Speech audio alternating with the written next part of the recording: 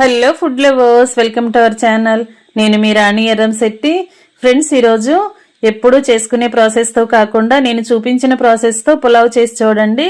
చాలా కమ్మగా టేస్టీగా ఉంటుంది. చాలా సాఫ్ట్గా స్మూత్గా కమ్మగా అనిపిస్తుందండి.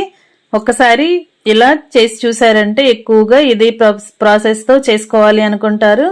అంత కమ్మగా అనిపిస్తుంది. ఆ కమ్మదనం అనేది ఎలా వచ్చిందో ఆ ప్రాసెస్ అంతా చూపిస్తాను. వీడియోని ఫస్ట్ నుంచి లాస్ట్ వరకు చూడండి.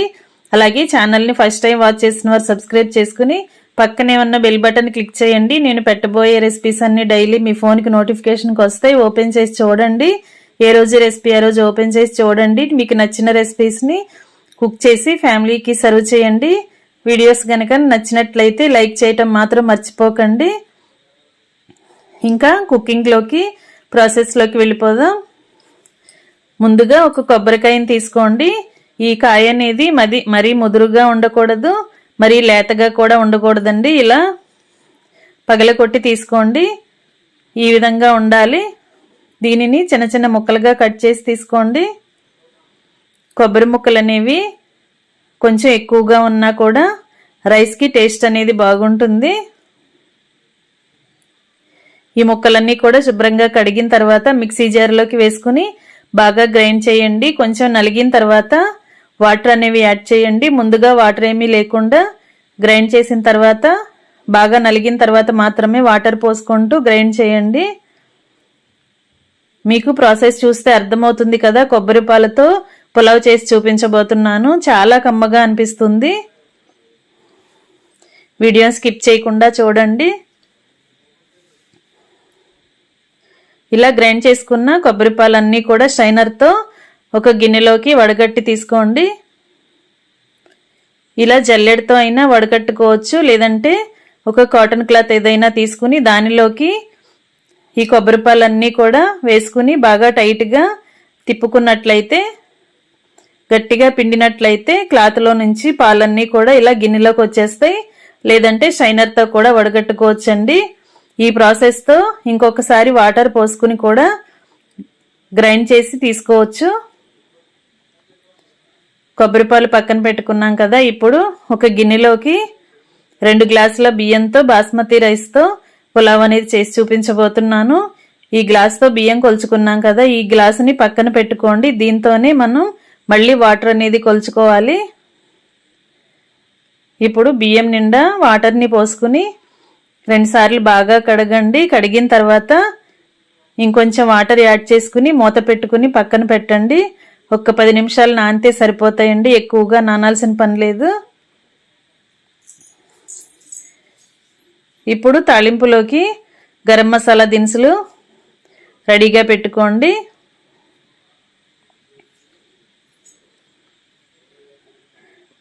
ఇలా నేను ప్లేట్లో చూపించిన విధంగా అన్ని మసాలా దినుసులు కూడా మీ ఘాటుకి తగ్గట్టుగా తీసుకుని పెట్టుకోండి. స్టోన్ ఫ్లవర్ అండి ఇది. ఇవన్నీ కూడా స్పైసెస్ అన్నీ కూడా కరెక్ట్గా పెట్టుకుని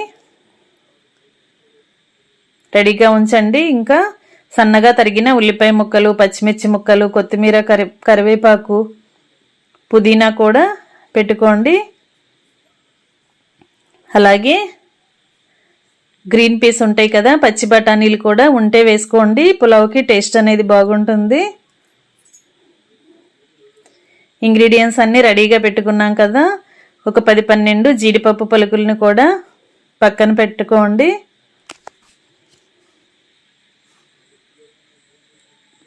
క్యారెట్ ముక్కలు కూడా ఉంటే వేసుకోండి, లేకపోయినా కూడా చేసుకోవచ్చు. కుకింగ్ స్టార్ట్ చేద్దాం. స్టవ్ ఆన్ చేసుకుని రైస్కి తగిన పాత్ర పెట్టుకోండి. 2 టేబుల్ స్పూన్లు ఆయిల్ వేసుకుని 1 టేబుల్ స్పూన్ నెయ్యి వేసుకోండి. నెయ్యి బాగా కాగిన తర్వాత, ఆయిల్ కాగిన తర్వాత హోల్ గరం మసాలా దినుసులన్నీ వేసేసుకోండి. ఇవి కొంచెం ఆయిల్లో చిటపట్లాడిన తర్వాత సన్నగా తరిగిన ఉల్లిపాయ ముక్కలు వేసుకోండి. క్యారెట్ ముక్కలు, పచ్చిమిర్చి చీలికలు వేసుకోండి. ఆనియన్స్ని ఇలా నేను చూపించిన విధంగా పొడవుగా కట్ చేసుకోండి. ఇలా సన్నగా చిలికల్లాగా కట్ చేసుకోండి. ఉల్లిపాయ పచ్చిమిర్చి కూడా ఇదే విధంగా కట్ చేసుకోండి. వీటిని ఆయిల్లో కొంచెంసేపు బాగా మగ్గించండి.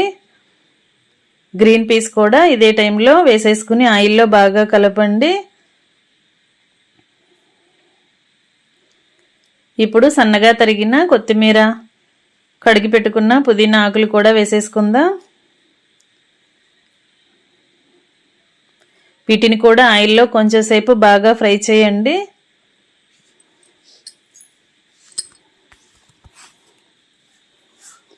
ఈ విధంగా ఫ్రై అయిన తర్వాత ఆనియన్స్ బాగా సాఫ్ట్గా మగ్గిన తర్వాత 2 టేబుల్ స్పూన్లు అల్లం వెల్లుల్లి పేస్ట్ కూడా వేసుకుని అదంతా కూడా ముక్కల్లో కలిసేంత వరకు బాగా కలుపుతూ పచ్చివాసన పోయేంత వరకు ఫ్రై చేయండి.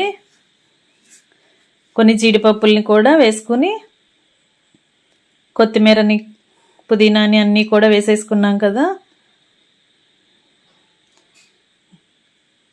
కరివేపాకులు కూడా వేసుకుని ఇవన్నీ కూడా ఆయిల్లో బాగా ఫ్రై చేద్దాం.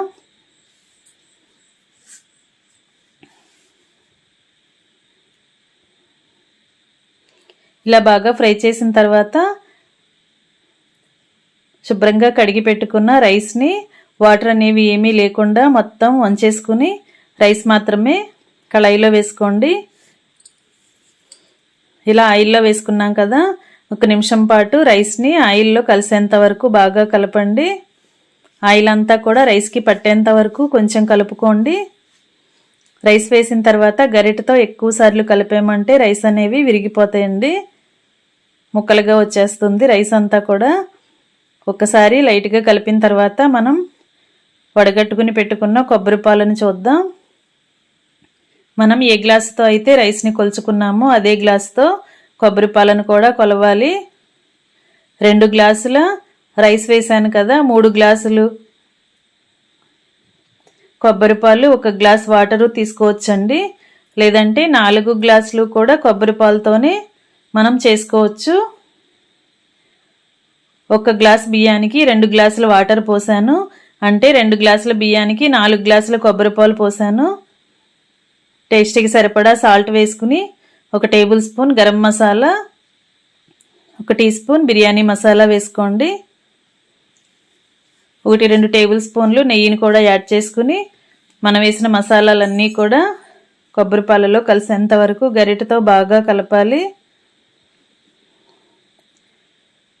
కొంచెం కొబ్బరికాయ పెద్దగా ఉన్నది తీసుకున్నట్లయితే మనకి కొబ్బరి పాలు అనేవి ఎక్కువగా వస్తాయండి. దానిని బట్టి రైస్ అనేది కమ్మదనం అనేది వస్తుంది. ముందుగా మనం కొబ్బరి పాలను కొలుచుకొని తర్వాత వాటర్ని చాలకపోతే యాడ్ చేసుకోవచ్చు. ఇలా బాగా ఉడికిన తర్వాత మధ్యలో ఒకసారి మూత తీసుకుని చూసుకోండి. రైస్ అంతా కూడా చక్కగా మగ్గింది కదా. ఒకసారి మనం గరిటెతో లోపల ఉన్న రైస్ని పై వైపుకి వేసుకోండి, పైన ఉన్న రైస్ని అడుగుకి వేసుకోండి. ఇలా గరిటెతో ఒకసారి కలుపుకుని మూత పెట్టుకుని 2 నిమిషాలు బాగా మగ్గించండి. వాటర్ అన్నీ కూడా ఎగిరిపోయి పొడి పొడిలాడుతున్నట్లుగా వచ్చిన తర్వాత స్టవ్ ఆఫ్ చేసుకోవటమే. ఇంకా రెడీ అయిపోయిందండి. చాలా కమ్మగా టేస్టీగా ఉండే కొబ్బరి పాల పులావ్. సర్వింగ్ బౌల్లోకి తీసుకుని ఫ్యామిలీకి సర్వ్ చేసుకోవటమే. ఇలా వేడివేడిగా ఉన్న రైస్ని పిల్లలకి, ఫ్యామిలీకి సర్వ్ చేస్తే వారికి చాలా బాగా నచ్చుతుంది. ఈ రైస్ని బంగాళదుంప కుర్మాతో కానీ, చికెన్ కర్రీతో కానీ సర్వ్ చేసుకోవచ్చు. అలాగే పెరుగు చట్నీ ఉంటుంది కదా, రైతాతో కూడా సర్వ్ చేసుకోవచ్చండి. వీడియో నచ్చినట్లయితే లైక్ చేయండి. మీరు కూడా కుక్ చేసి టేస్ట్ చేయండి. ఛానల్ని ఫస్ట్ టైం వాచ్ చేసిన వారు సబ్స్క్రైబ్ చేసుకుని పక్కనే ఉన్న బెల్ బటన్ క్లిక్ చేయండి. నేను పెట్టబోయే రెసిపీస్ అన్ని డైలీ చూడండి. వీడియోస్కి లైక్ చేసి ఛానల్ని ఫాలో అవ్వండి. సింపుల్ ప్రాసెస్తో టేస్టీ రెసిపీస్ని చూపిస్తాను. అవన్నీ కూడా మీ అందరికీ నచ్చుతాయి. మరొక రెసిపీతో మళ్ళీ కలుద్దాం. Thanks for watching. నేను మీ రాణి ఎర్రంశెట్టి.